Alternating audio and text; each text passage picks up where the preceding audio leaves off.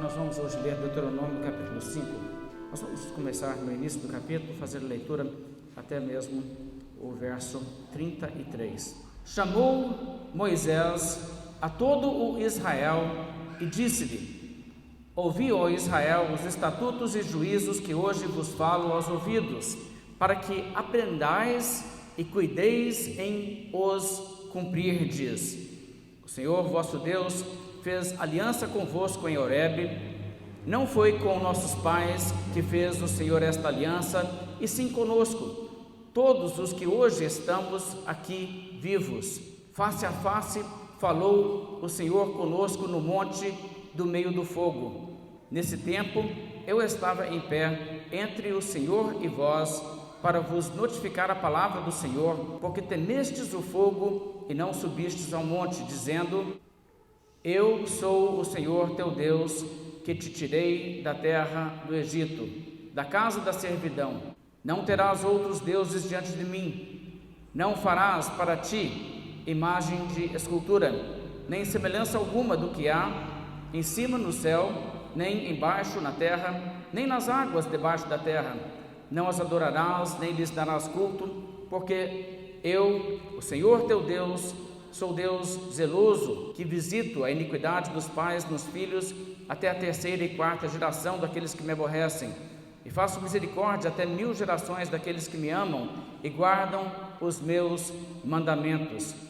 Não tomarás o nome do Senhor teu Deus em vão, porque o Senhor não terá por inocente o que tomar o seu nome em vão. Guarda o dia de sábado para o santificar, como te ordenou o Senhor teu Deus. 6 dias trabalharás e farás toda a tua obra, mas o 7º dia é o sábado do Senhor teu Deus. Não farás nenhum trabalho, nem tu, nem teu filho, nem tua filha, nem teu servo, nem tua serva, nem o teu boi, nem o teu jumento, nem animal algum teu, nem o estrangeiro das tuas portas para dentro, para que o teu servo e a tua serva descansem como tu. Porque te lembrarás que foste servo na terra do Egito, e que o Senhor Deus, teu Deus, te tirou dali com mão poderosa e braço estendido, pelo que o Senhor teu Deus te ordenou que guardasses o dia de sábado. Honra a teu pai e tua mãe, como o Senhor teu Deus te ordenou, para que se prolonguem os teus dias e para que te vá bem na terra que o Senhor teu Deus te dá.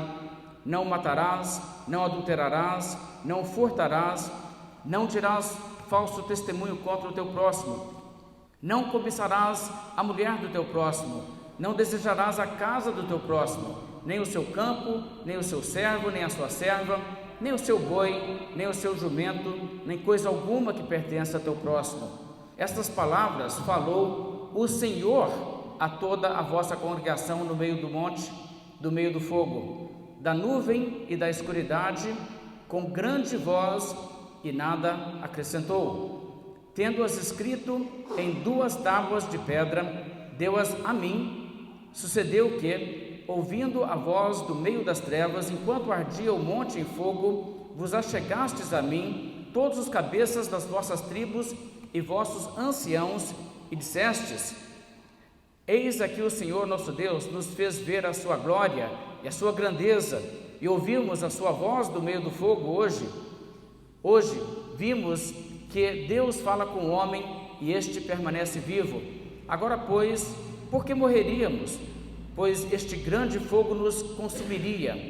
Se ainda mais ouvíssemos a voz do Senhor nosso Deus, morreríamos, porque quem há de toda a carne que tenha ouvido a voz de Deus, do Deus vivo, falar do meio do fogo, como nós ouvimos, e permanecido vivo? Chega-te e ouve tudo o que te disser o Senhor nosso Deus, e tu nos dirás tudo o que te disser o Senhor nosso Deus, e o ouviremos e o cumpriremos. Ouvindo, pois, o Senhor as vossas palavras, quando me faláveis a mim, o Senhor me disse: Eu ouvi as palavras deste povo, as quais te disseram, em tudo falaram eles bem. Quem dera que eles tivessem tal coração, que me temessem e guardassem em todo o tempo todos os meus mandamentos, para que bem lhes fosse a eles e a seus filhos para sempre. Vai, dize-lhes: tornai as vossas tendas, tu, porém, fica-te aqui comigo, e eu te direi todos os mandamentos, estatutos e juízos que tu lhes has de ensinar, que cumpram na terra em que lhes darei para possuí-la. Cuidareis em fazerdes como vos mandou o Senhor vosso Deus. Não vos desviareis nem para a direita nem para a esquerda. Andareis em todo o caminho que vos manda o Senhor vosso Deus, para que vivais, bem vos suceda e prolongueis os dias na terra que haveis de possuir. Assim, o capítulo 5 de Deuteronômio nos narra, e nós lembramos que o livro de Deuteronômio essencialmente é uma coleção de pregações de Moisés. Aqui entramos no segundo sermão de Moisés, que é também o mais longo. Começa aqui no capítulo 5, verso 1 e prossegue até o capítulo 26, até o final, até o verso 19 do capítulo 26. Então esse texto, de fato, abre nos explicando como Moisés convocou o povo para ouvir a sua pregação.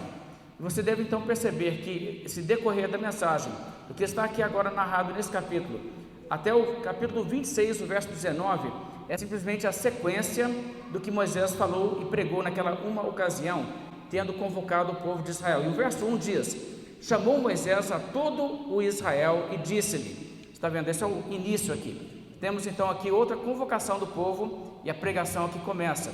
E a pregação começa então com essas palavras: ouvi, ó Israel, os estatutos e juízos que hoje vos falo aos ouvidos, para que os aprendais e cuideis em os cumprirdes. Então você percebe que de imediato o texto começa com um mandamento, com um imperativo. O que ele começa a fazer é declarar a lei de Deus, e ele vai começar quando Deus primeiramente se manifestou em aliança com o povo e pronunciou os 10 mandamentos. Depois Moisés subiu ao monte e Deus lhe deu muitos outros mandamentos que ele escreveu, e ele desceu com a lei completa. Mas a essa altura o que você percebe é que a primeira palavra que é pronunciada nesse sentido da lei, uma vez que estão em pacto com Deus, é de fato quando Deus pronuncia os 10 mandamentos. Então o que o profeta Moisés vai fazer aqui é que ele vai passar a narrar e lembrar e explicar o que foi que Deus ordenou os seus mandamentos. E não existe outro lugar para começar senão realmente na repetição dos 10 mandamentos. Repetição porque você se lembra, isso aconteceu no início da sua caminhada pelo deserto. Logo que saíram do Egito, foram para o Monte Sinai, como narra Êxodo 19 e 20, Deus ali deu a lei, e então eles ficaram, depois disso, esse longo período, até que agora chegamos no final do período da peregrinação do deserto, estão prestes a entrar na terra prometida, no final dos 40 anos, e Moisés está aqui narrando e repetindo a lei aos ouvidos de todo o povo. Então o texto abre com essa exortação. Veja as primeiras palavras de Moisés: ouvi, ó Israel, os estatutos e juízos que hoje falam aos vossos ouvidos. A primeira coisa que vamos ver aqui de fato é um mandamento. O mandamento é de ouvir, aprender e cuidar para se cumprir os mandamentos de Deus. É isso que Moisés está instruindo, e é claro que Moisés traz essa instrução também sob inspiração divina. Os mandamentos de Deus devem ser cumpridos, mas só serão cumpridos por pessoas que, em primeiro lugar, se preocuparem de ouvir e conhecer os mandamentos de Deus. Aqueles que forem indiferentes para com os mandamentos de Deus, que não procurarem realmente saber o que é que Deus ordena, essas pessoas não cumprirão os mandamentos de Deus. E além disso, além de cumprir, é necessário que se aprenda os mandamentos de Deus e depois cuidar em cumprir. Veja então aqui no verso 1 novamente: ouvi, ó Israel, os estatutos e juízos que hoje vos falo aos ouvidos. Ou seja, prestem atenção, escutem atentamente, façam com que o seu raciocínio não se distraia, mas acompanhe aqui passo a passo o que eu estarei explicando a vocês nesse discurso que estou iniciando. E então ele diz por quê? Para que os aprendais, para que vocês aprendam os mandamentos, os estatutos, os juízos de Deus. E por fim ele diz: e cuideis em os cumprir. Então você vê essa necessidade de primeiramente receber a instrução, compreender a instrução, para então de fato ter o cuidado de observar devidamente. Moisés então passa a lembrar às pessoas os mandamentos que Deus lhes deu. Agora, os 10 mandamentos não somente são o ponto lógico de começar por motivos cronológicos, porque quando fizeram aliança com Deus, antes que Deus desse o livro escrito, Deus de fato falou aos ouvidos de todo o povo os 10 mandamentos. Depois Deus pegou aqueles 10 mandamentos e escreveu em tábuas de pedra. Deus mesmo escreveu com o seu dedo, por assim dizer, nas tábuas, e o restante da lei foi escrita por Moisés em livro. E Deus então envia Moisés a descer com as tábuas da lei, aquelas tábuas das quais ele mesmo acabou quebrando ali devido à idolatria do povo. Mas depois também você sabe que fizeram outras, né? Moisés teve a instrução de Deus fazer outras placas como as primeiras, para que houvesse ali essas tábuas dos 10 mandamentos. Mas os 10 mandamentos ocupam, claro, uma posição central na lei. Eles captam o coração da lei.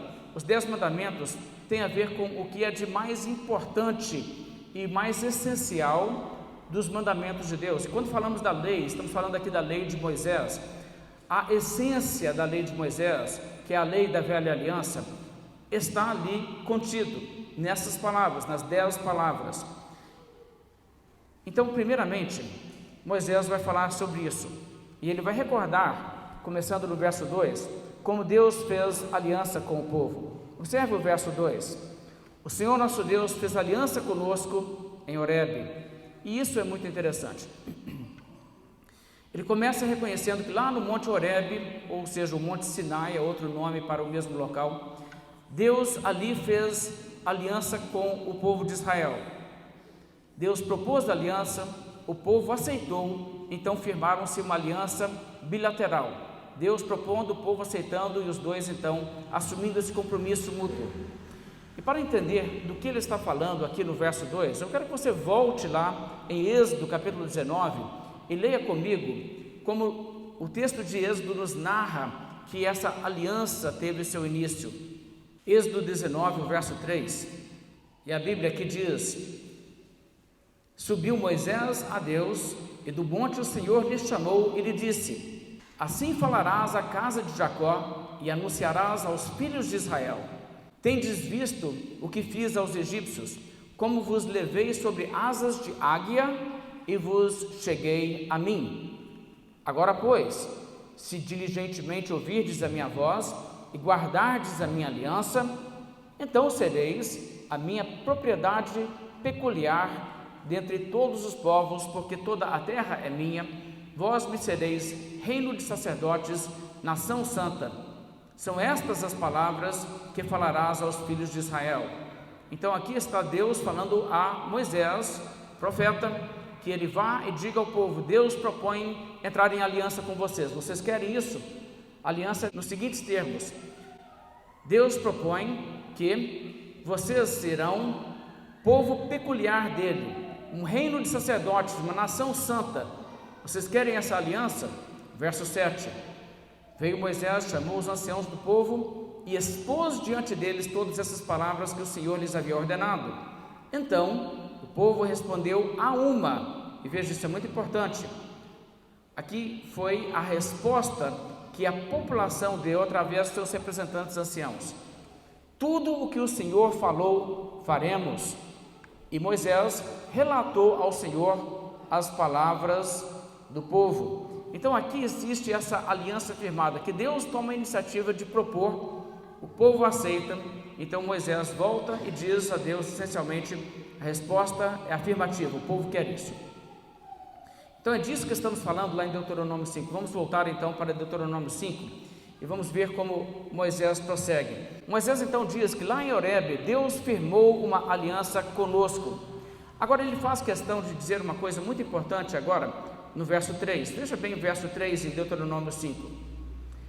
Não foi com nossos pais que fez o Senhor esta aliança, e sim conosco. todos os que hoje aqui estamos vivos. E o que ele quer dizer aqui, quando ele diz não foi com os nossos pais, ele não está falando no sentido de excluir os seus pais. Os nossos pais lá atrás, não, Deus não fez aliança nenhuma, não é nesse sentido. É no sentido de a aliança não foi feita no sentido de só eles estavam incluídos. Não pense assim, a aliança não é com a gente, não, foi com eles. Não é com eles que Deus fez, foi conosco também. É nesse sentido, não somente com eles, mas conosco. E o que importa para nós é que é conosco que ele fez esta aliança. Agora, essa declaração, de uma certa maneira, se aplica também a nós que somos povo de Deus, porque nós hoje que somos povo de Deus, somos, de certa forma, também o povo da aliança e, na verdade, a continuação do povo de Deus desde aquela época. Existe uma mudança de regime, existe uma nova aliança, mas a realidade é que nós também somos povo de Deus e podemos dizer que essa coisa que aconteceu nesse momento da história, esse incidente que aconteceu nesse momento da história, não é uma coisa que aconteceu com outro povo, com outra gente. Tá, nacionalidade sim, mas porque nós somos o povo de Deus, isso também é a nossa história, é parte da nossa história. E com quem foi que Deus fez aliança? Ora, de fato, Deus fez a velha aliança com a nação física de Israel, mas Deus fez aliança também conosco. Existe um sentido que essas palavras não são apenas uma curiosidade sobre um outro povo que teve uma experiência com que nós não podemos nos identificar. Nós também podemos dizer, não foi apenas com eles que Deus fez aliança, mas também conosco, em certo sentido. Então isso é tão importante, porque Deus está dizendo aqui através disso, que isso importa para essas pessoas. Não é como tipo assim, eu não estava lá ou eu era muito pequeno, dependendo da idade dos indivíduos aqui envolvidos. Veja que já se passaram 40 anos. Mas era para dizer, não, isso implica em você também. Então o verso 4 nos lembra de como a coisa decorreu. E você vai perceber que o verso 5 contém um parêntese. Eu vou ler os versos 4 e 5 sem a frase que está em parêntese. Eu quero que você perceba como o texto prossegue. Ele diz: face a face falou o Senhor conosco no monte do meio do fogo, dizendo: eu sou o Senhor teu Deus. Verso 6. Está vendo isso aí? Na verdade é o que foi dito. Deus falou face a face conosco. Ele quer dizer conosco quem? Conosco, o seu povo. Deus falou conosco do meio do fogo. E é claro que o verso 5 explica o detalhe de que o povo teve medo e temeu naquela circunstância onde Deus falava por meio do fogo e o povo se afastou do monte e tal. Mas aí começa a relatar as palavras que Deus pronunciou. Mas vamos lembrar como foi esse incidente. O que significa face a face falou o Senhor conosco no monte do meio do fogo, dizendo: eu sou o Senhor teu Deus. O que significa isso? Face a face, é claro, não significa que Deus foi visto, a face de Deus foi então reconhecida, porque a Bíblia faz questão de dizer, e acabamos de estudar em Deuteronômio capítulo 4, nenhuma forma as pessoas viram naquele dia. Então as pessoas também eram proibidas de tentar fazer qualquer imagem, porque não havia uma forma visível. Eles ouviram a voz, mas não viram Deus. A palavra face a face falou Deus conosco é no sentido figurado, do tipo, Deus falou de uma forma ali presente conosco, e eles ouviram audivelmente a voz de Deus. E então o que Moisés estava dizendo, Deus está falando comigo, eles testemunharam que era verdade, porque estavam ali ao pé do monte, e o fogo desceu sobre o monte, diante de toda a congregação, e as pessoas viram, e as pessoas de fato até mesmo estremeceram diante do espetáculo. Então a voz de Deus veio, como uma voz forte, como de trovão, como clangor de trombeta, uma coisa assim, todo mundo escutando Deus falando lá do céu. E claro que não tinha como fazer nenhum efeito especial para falsificar esse efeito da voz de Deus. Olhe também novamente em Êxodo 19, como isso é narrado na narrativa de Êxodo. Êxodo 19, a partir do verso 16, e aqui você encontra o fato histórico ao qual Moisés está aqui fazendo referência. Êxodo 19, verso 16, a Bíblia diz: ao amanhecer do terceiro dia, houve trovões e relâmpagos e uma espessa nuvem sobre o monte, e muito forte clangor de trombeta, de maneira que o povo todo que estava no arraial se estremeceu. Então veja, aqui é como se fosse a entrada de Deus em cena. O povo se reuniu, então, cedo de manhã, chegou ao pé do monte. Moisés havia dito, terceiro dia Deus vai falar, vocês vêm. Eles vieram, chegaram ali, o monte estava demarcado para ninguém subir no monte, era bom ninguém subir mesmo, porque Deus ia descer em fogo sobre o monte.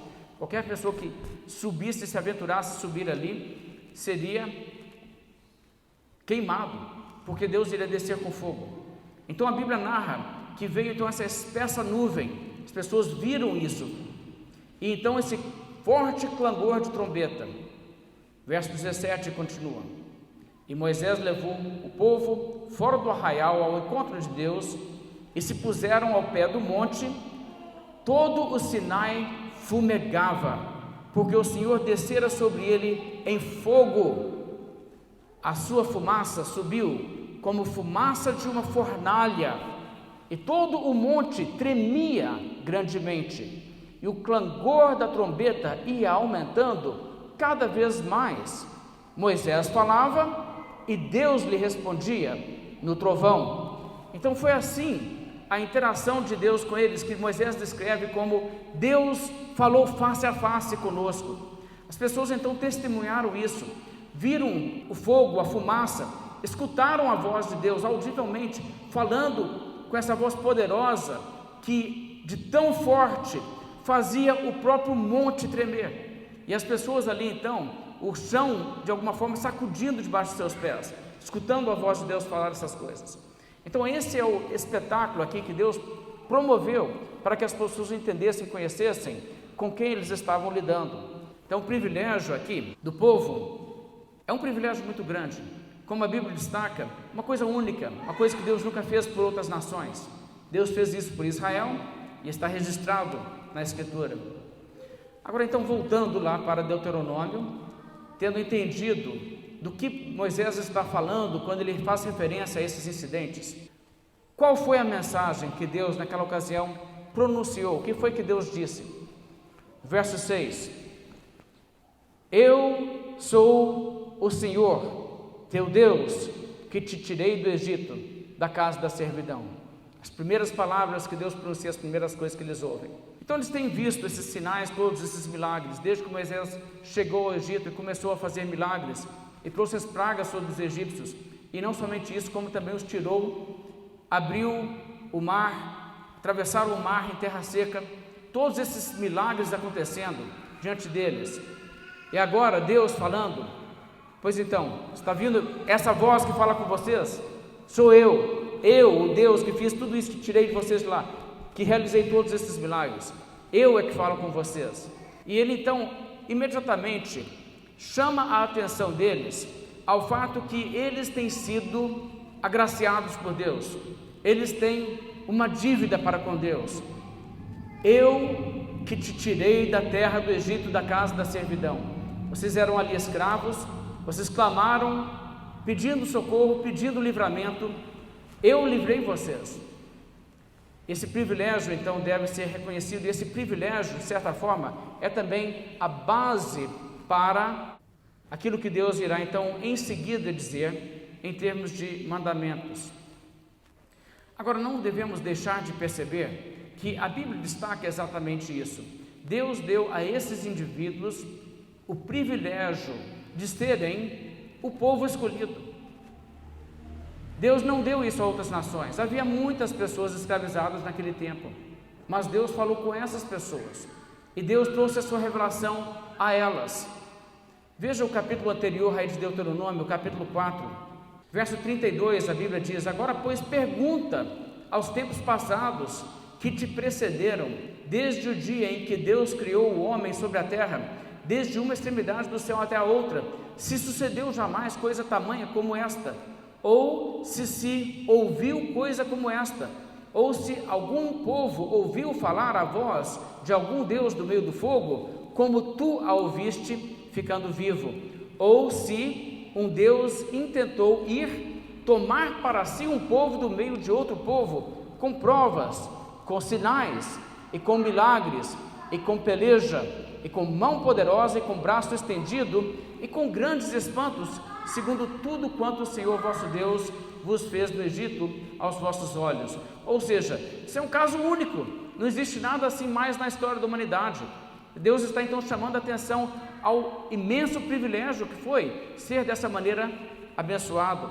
O verso 35, ainda no capítulo 4, ele continua e diz: a ti te foi mostrado para que soubesses que o Senhor é Deus, nenhum outro há senão Ele.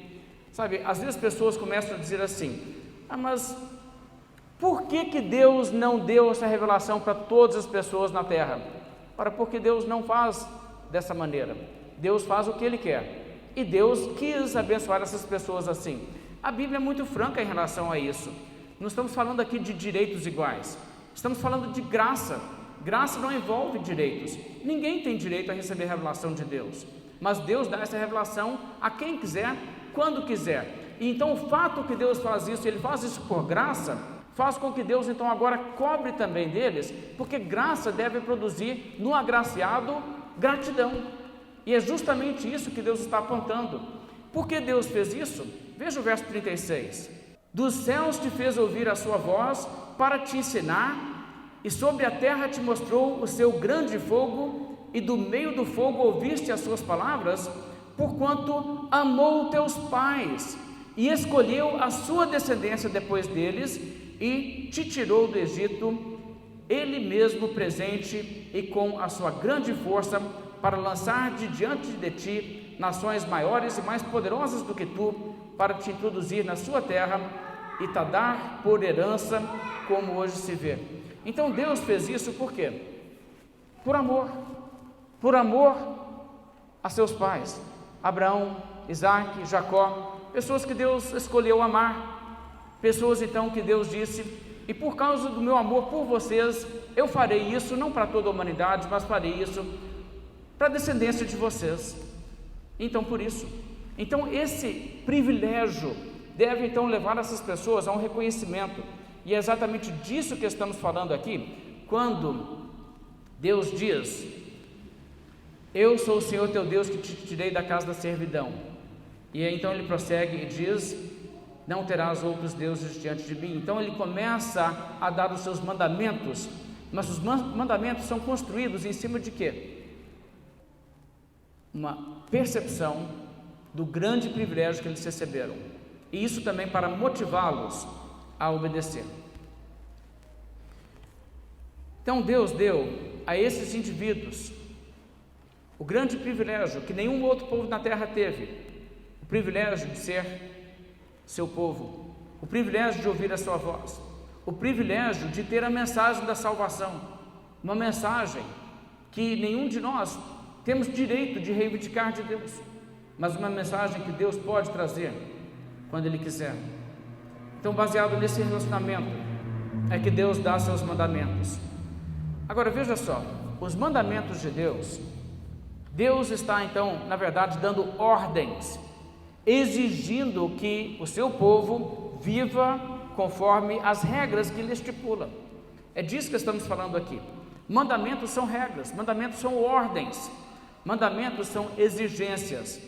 E Deus então diz: isso eu exijo que vocês façam, eu faço questão que vocês sejam assim, que vocês façam essas coisas. Agora, ao falar dessa forma também, Deus instrui o seu povo quanto ao que é certo e errado. A função dos mandamentos também é essa, não é apenas ser uma ordem para que obedeçamos, mas também ser uma iluminação de nossas mentes para que possamos reconhecer e entender o que é a verdade e o que é certo e o que é errado. E quanto a isso, os mandamentos de Deus são, na verdade, colocados na Escritura e proclamados pela Bíblia e pela pregação do Evangelho para todas as nações. Com que finalidade? Para a instrução de todas as nações, para que todas as pessoas na face da terra saibam o que é certo e o que é errado. E estamos falando disso aqui agora. Então os mandamentos de Deus têm essa finalidade. Agora, será que nós precisamos mesmo que Deus nos instrua sobre o que é certo e errado? Ouvindo algumas pessoas falar, você vai achar que não, né? De vez em quando você escuta alguém dizer assim: eu não preciso de ninguém me dizer o que é certo e errado, eu sei o que é certo e errado. Certamente você já ouviu pessoas falarem dessa maneira.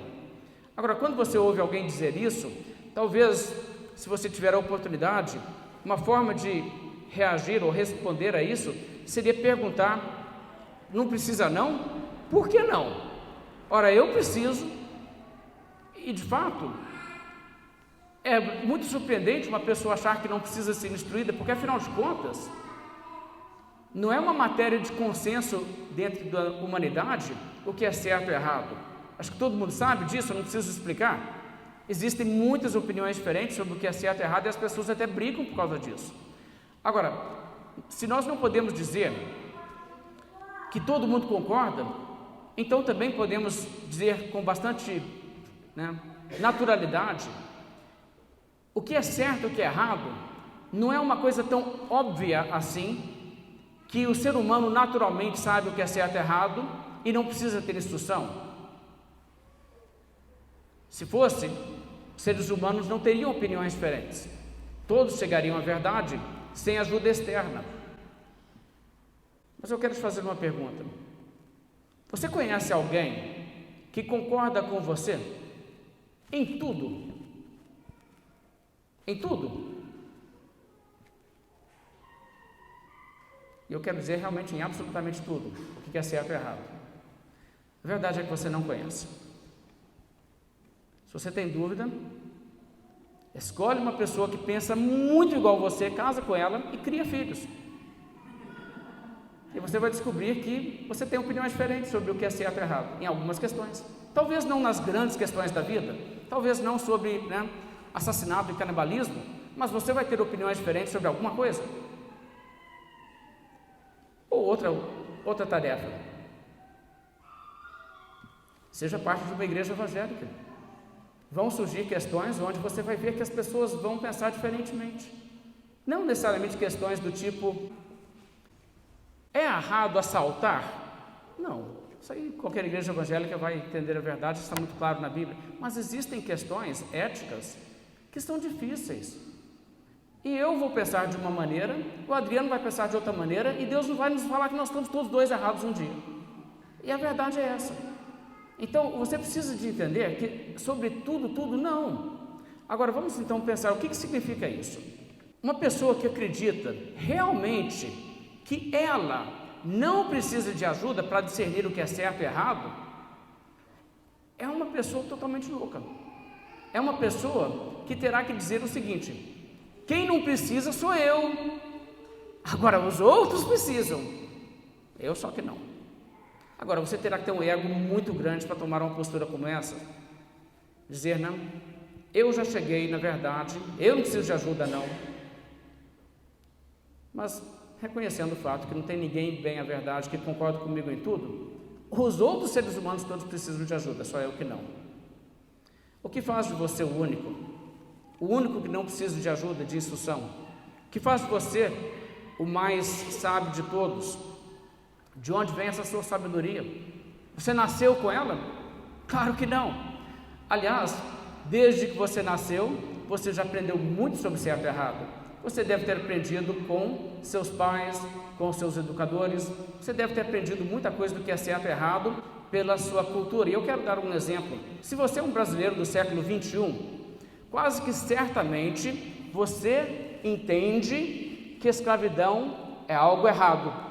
Quase que certamente você entende isso. Mas de onde você tirou isso? Da sua cabeça? Não seja tão ingênuo.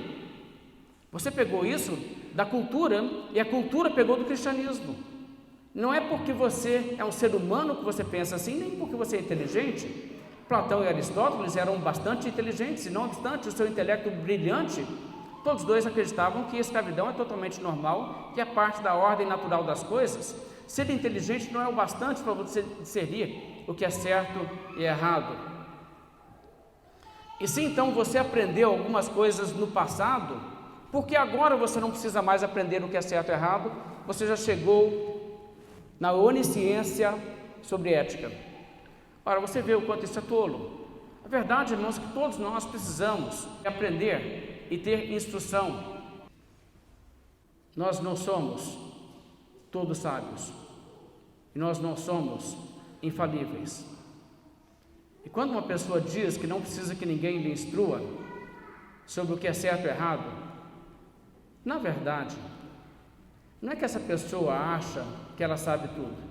Ela não acha isso não. É só uma outra forma dessa pessoa dizer: eu não quero que ninguém me diga o que é certo e errado. Porque no fundo essa pessoa já está determinada a fazer o que ela quer fazer e não se interessa em saber se isso é certo ou errado, então não mexe comigo, já decidi, eu vou fazer isso. E é isso realmente que vem à tona.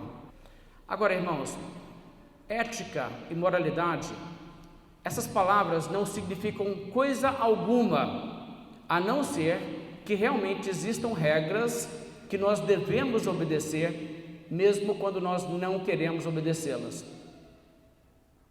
É isso que estamos falando quando falamos uma coisa é ética. Estamos falando que é certo fazer assim, é errado fazer o contrário, e não vem ao caso se você está afim. E por isso, as nossas vontades não podem ser a diretriz de nossa conduta. De onde então deve vir? Como podemos, afinal de contas, saber o que é certo e errado? Onde podemos aprender a verdade? Se todos os seres humanos são falíveis, é o caso de jogar as mãos para o alto e dizer: eu sou falível, todo mundo também é, então não tem como aprender com ninguém. Na verdade não é assim. Existe um modo de saber a verdade, e este modo é pela revelação divina. Se Deus revela e Deus fala, então isso é, de fato, uma fonte segura e infalível da verdade. Só existe então este modo. E eu vou justificar essa declaração. O único modo pelo qual você pode realmente saber o certo e errado é se Deus falar, é se Deus se pronunciar e Deus declarar isso é certo e isso é errado. E aí você sabe. Essa afirmação é verdadeira, primeiramente pela seguinte consideração: como nós somos falíveis, eu tenho acabado de destacar esse fato, a menos que nós recebamos uma revelação de uma fonte infalível, todos os nossos padrões serão incertos. Mas em segundo lugar, e o que é mais pertinente, é que sem Deus, na verdade, nem existe certo e errado. Só existe certo e errado uma vez que Deus é real. Agora, todos nós sabemos instintivamente e inerentemente que existe certo e errado, que existe justo e injusto. Você não precisa ensinar para uma criança o conceito de justiça e injustiça, você tem que orientar esse conceito. Mas uma criança sabe muito bem que existe justiça e injustiça. Isso está dentro de nossa constituição moral, da forma em que nós somos criados, resultado de sermos criados à imagem de Deus. Nós sabemos que existe certo e errado, todos sabemos, e eu quero ilustrar. Você acredita que Hitler fez algo de errado? Você acredita que o genocídio promovido por Hitler foi errado? Eu espero que você pense que sim. Ficaria muito preocupado se você dissesse: não acho errado o que ele fez, não. Agora, haveria, claro, algumas pessoas que diriam: eu não acho que ele fez coisa errada, não. Inclusive, algumas pessoas colaboraram com ele não poderia ter feito sozinho. De maneira que haveria pessoas que diriam: não acho errado o que ele fez. As atrocidades mais indizíveis que foram praticadas. E existem coisas, se narrarmos aqui, embrulha o estômago. Todas elas foram feitas juntamente com pessoas que não somente achavam que estavam fazendo bem, como ainda documentaram o que estavam fazendo, porque pensavam: no futuro as pessoas vão nos admirar e vão querer entender como é que nós agimos.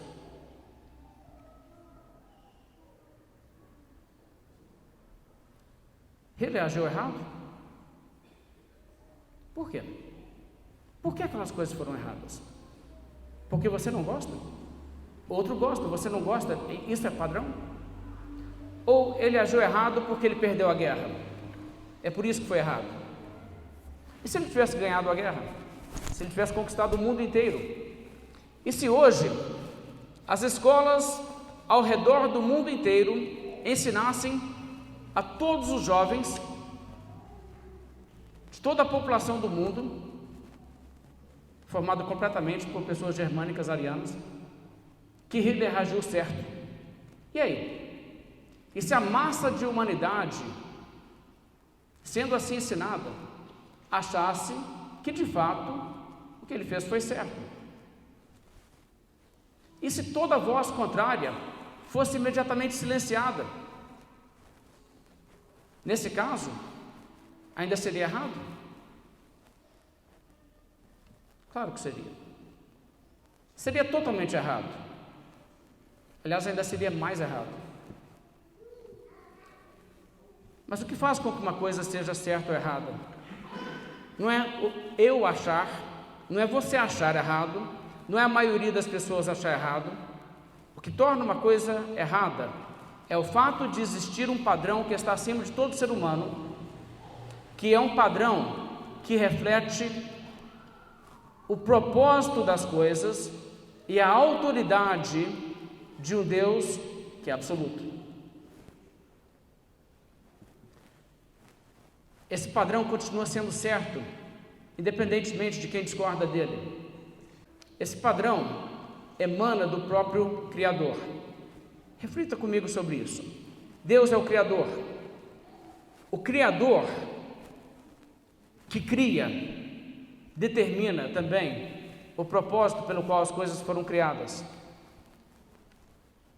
Para que existe qualquer coisa que existe? Quer saber? Pergunta para quem fez. Ele que tem direito de dizer para que aquele negócio existe, ou para que aquele ser existe. Deus é o dono de tudo, Ele fez tudo, tudo é dele. Ele tem direito de legislar sobre o que é dele. Ele pode dizer: essa conduta me agrada, portanto ela é certa. Ele pode dizer: essa outra conduta me desagrada, portanto é errado, porque me desagrada. Deus pode dizer: eu criei as minhas criaturas para que agissem assim. Quando elas agem assim, elas fazem aquilo pelo qual elas foram criadas. Está certo isso?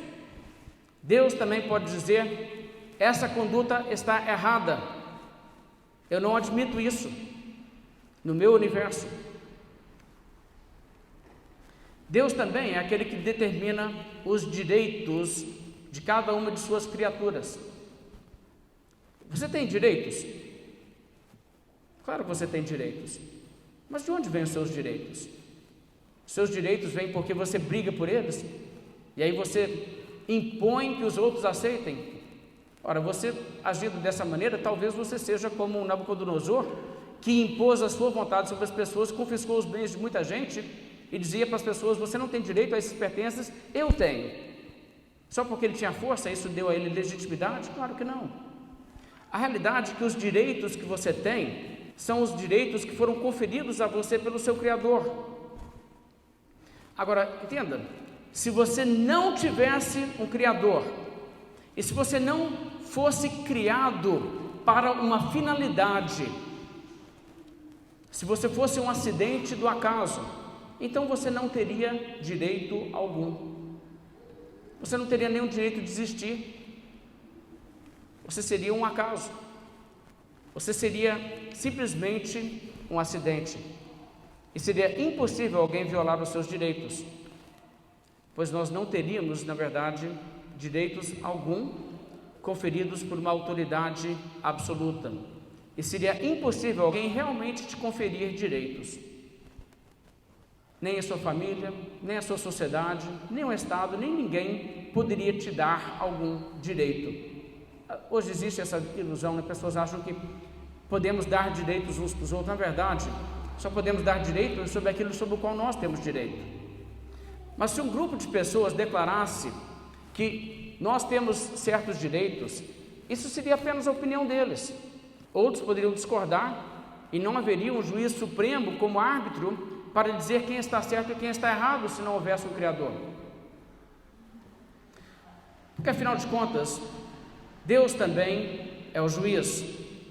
Sendo o Criador, Ele é também aquele que assume para si a responsabilidade de fazer com que justiça prevaleça na sua criação. E por isso, Abraão pode perguntar dessa forma com certeza de uma resposta afirmativa: não fará justiça o juiz de toda a terra? Deus é o juiz de tudo. Ele é o juiz supremo. Então, justiça prevalecerá e injustiça será derrotada. Se ele deu direitos a algumas de suas criaturas e esses direitos forem violados, quem os violar terá que se ver com ele. E não há escapatória nisso. E por isso é uma autoridade absoluta que fará com que, em última análise, qualquer pessoa que diga isso é meu direito e não é, e quebra a regra, descobrirá que ele não tinha aquele direito. Qualquer pessoa que violar direitos descobrirá que a sua quebra de direitos o trará a responsabilidade. Isso porque Deus é justo. E a injustiça não prevalecerá, não se zombará da justiça, de Deus não se zomba. Aquilo que o homem semear, isso também ceifará, e quanto a isso não há acepção de pessoas. Agora, você deve perceber, em última análise em relação sobre isso, que só existe sentido em ética, e só existe certo e errado, e só existe justiça e injustiça, não somente se existe Deus, mas se existe um Deus que se importa com essas coisas. Porque pense comigo, suponha que seja conforme aquele quadro que algumas pessoas imaginam. Nós estamos aqui agora, um dia nós vamos morrer e vamos sair de existência para nunca mais ressurgir. E acabou. É isso. Se isso for verdade, qualquer coisa que se faça com você, ou qualquer outro ser humano, é inconsequente, é indiferente. Faz diferença não. Se não faz, sim. Não, talvez você ache que faz agora, mas daqui a pouco já não faz. Ah, mas quando eu não existir mais, ainda vai ter gente falando sobre isso. Olha, nessa perspectiva, vai chegar um dia em que ninguém nunca vai saber nem que você existiu. E aí não vai importar para ninguém. Então, quando chegar nesse dia, não importará. Não importará. Qualquer injustiça não faz diferença. Se você acha que faz, você acha que faz por pouco tempo. Não é uma coisa de real consequência. Só existe consequência se Deus existe para sempre e Deus se importa para sempre e Deus fará justiça para sempre. É só nesse quadro que existe sentido na palavra justiça e injustiça. Agora, tudo que eu estou dizendo, você vai perceber rapidamente, implica que uma pessoa que diz que é ateia terá que dizer que ela não acredita que existe certo e errado, que ela não acredita que existe justiça e injustiça. E eu não estou sendo injusto em dizer isso. Os ateus mais, vamos dizer assim, que já pensaram em detalhes sobre isso, afirmam isso eles mesmos em seus livros. Eu não estou fazendo uma caricatura aqui para bater no espantalho. Estou falando aqui de uma realidade que, até mesmo em debates, onde existe debate entre ateu e teísta, um ateu vai frequentemente admitir que ele não acredita que existe certo ou errado, porque ele não acredita que existe moralidade absoluta, ele não acredita que existe Deus e, portanto, ele vai dizer, não, existem coisas que eu não gosto, existem coisas com as quais eu não aprovo, mas ele não vai dizer, porque eu não concordo, eu também estou dizendo que essas coisas são erradas, no sentido absoluto da palavra, ele não vai dizer isso. Mas mesmo assim, um ateu não consegue deixar de pensar em termos de certo e errado. Ele não consegue escapar dessa forma de pensar porque isso está embutido nele. No fundo, ele sabe que existe certo e errado. Se uma pessoa seguir a linha de pensamento que diz que não existe certo e errado e procurar se convencer disso, ainda assim, ela poderá se refrear de assassinar uma pessoa que lhe prejudica e que ela sente vontade de assassinar, por causa de uma voz no seu íntimo dizendo para ela que fazer aquilo é errado. Agora, mesmo se ela calar aquela voz e se vier a cometer o ato, ainda assim ela sentirá alguma medida de culpa e remorso, por mais que tente racionalizar o seu ato. Para ser coerente com o seu ateísmo, o ateu teria que acreditar que não existe certo e errado, mas no fundo, todo ateu sabe que existe um padrão que está acima dele, acima de todos nós, e que não é uma questão de opinião. Um ateu continua a combater coisas que ele acha que são erradas. Vocês já notaram isso? Vou dar um exemplo. Um ateu critica religiosos hipócritas por sua hipocrisia. Ele acha isso errado. E ele está certo, é errado mesmo. Um ateu critica religiosos que usam da religião para se enriquecer e exploram as pessoas. Ele critica porque ele acha errado. E ele está certo, é errado mesmo. Um ateu critica aqueles que causam guerras e praticam atrocidades em nome da religião. E ele está certo, isso é errado mesmo. Mas essas coisas só são erradas se existe um Deus Criador, que é dono de tudo, que também desaprova dessas coisas, que não é só uma opinião dele. Enfim, a única esperança que um ateu pode ter de que haverá justiça para esses religiosos vigaristas é se existe um Deus como Jesus, que também se indignou com a exploração religiosa a ponto que julgou pessoas fora do templo quando purificou o templo em protesto. Se existe um Deus assim, o ateu tem motivo de se regozijar, porque haverá justiça para esses religiosos terríveis que existem. Agora, o fato, irmãos, é que existe sim esse Deus e existe sim esse padrão. Existe um Criador e existe um juiz. Agora, o nosso texto, irmãos, você deve perceber, é extremamente coerente.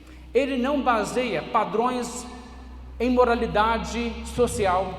Ele não baseia mandamentos na ideia de, em nossa sociedade é assim, nós achamos isso, nós concluímos, observamos, estudamos e temos aqui uma escola onde colocamos pessoas a estudar durante 19 anos antes de se formar, e essas pessoas estudam bastante, leem muito, 50 livros por semana, e eles chegam assim, não é por aí. O que é, conforme o nosso texto, a base para que os padrões aqui então colocados sejam obrigatórios? O fato é que Deus os articulou e os impôs como regras, e é por isso que agir assim é obrigatório. É certo? Está vendo? A Bíblia é totalmente coerente.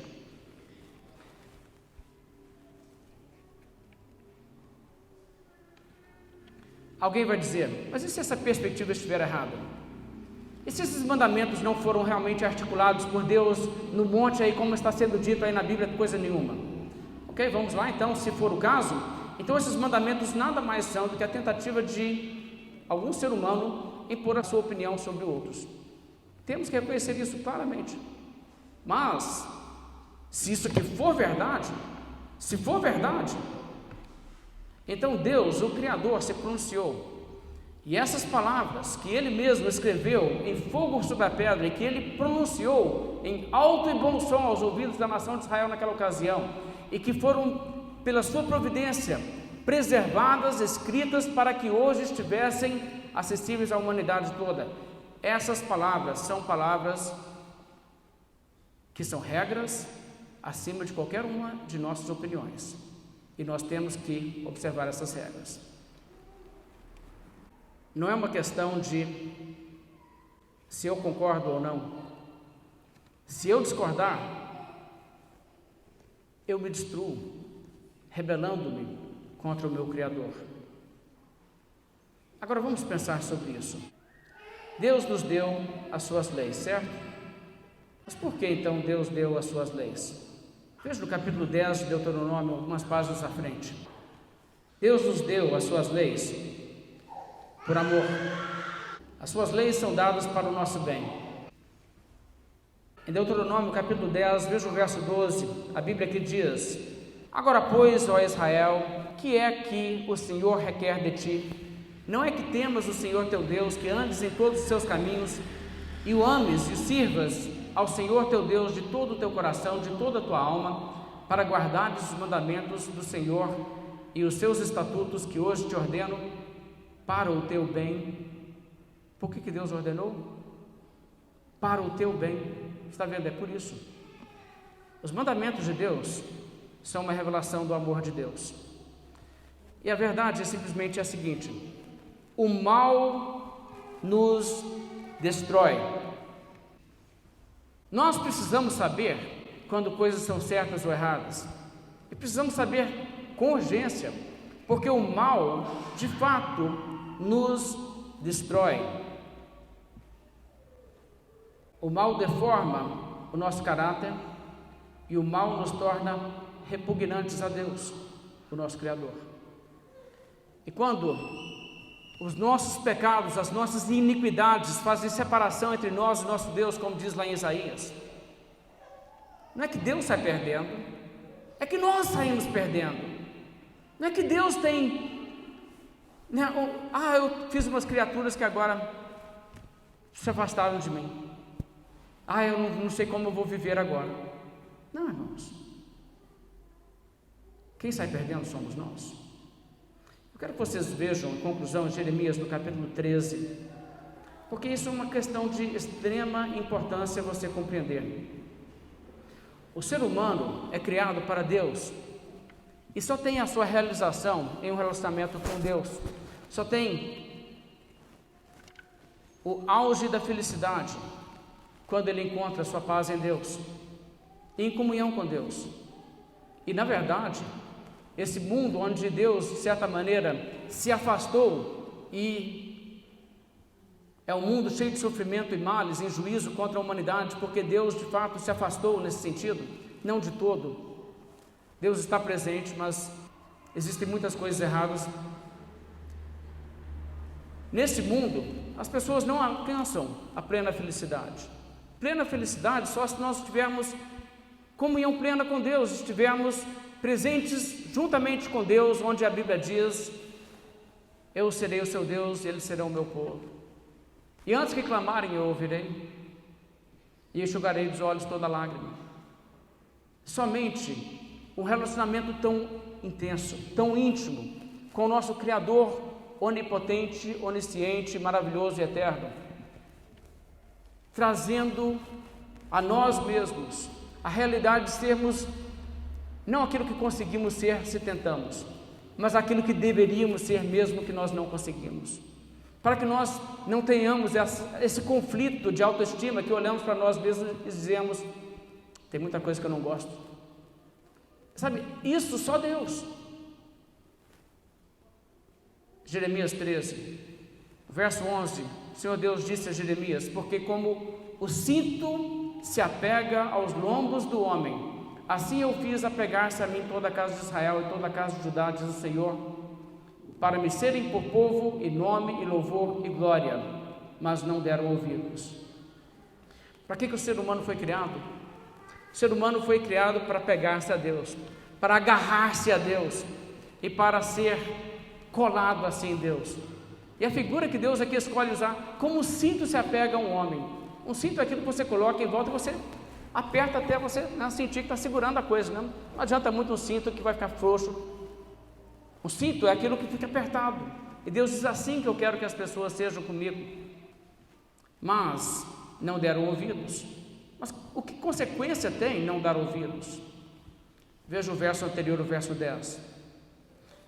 Este povo maligno, que se recusa a ouvir as minhas palavras, que caminha segundo a dureza do seu coração e anda após outros deuses para os servir e adorar, será tal como esse cinto que para nada presta.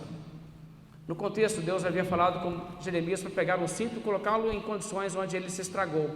E Deus então disse: Jeremias, olha esse cinto e vê se ele presta alguma coisa. Você quer usar ele assim? E Jeremias diz: esse negócio aqui é um lixo, não vou ficar com esse negócio não. E Deus diz: pois então, como esse cinto que não presta para nada, foi feito com uma finalidade, mas não presta mais para aquilo, o ser humano foi criado para se apegar a Deus e ter um relacionamento com Deus e encontrar em Deus sua realização máxima. Mas quando o ser humano se apega ao pecado e se afasta de Deus e deixa que o mal o estrague, o deturpe, o deforme, até que ele seja repugnante para Deus, ele para nada mais serve. O ser humano não vai usar o cinto que já estragou, Deus não vai permitir que o ser humano se apegue nessas condições. E o resultado disso será A rejeição, o abandono do Criador, é aquilo de qual Jesus Cristo falou que diria no dia do juízo e dirá no dia do juízo: apartai-vos de mim, os que praticais a iniquidade. Você pratica a iniquidade, você reconhecerá que Deus diz: eu não terei comunhão com quem pratica a iniquidade. Você então perderá o bem maior, que é a possibilidade de um relacionamento com o seu Criador.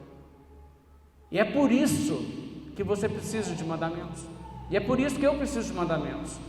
Porque o mal em nós nos levará à ruína, nos levará à destruição, nos levará à desgraça eterna. Mas Deus, para o nosso bem, nos deu seus mandamentos. Se Deus quiser, a partir da semana que vem nós vamos estudar esses mandamentos. E que Deus nos conceda a graça de não somente ouvir, mas também obedecer. Vamos nos colocar de pé, fazer uma oração, encerrando nossa mensagem dessa noite.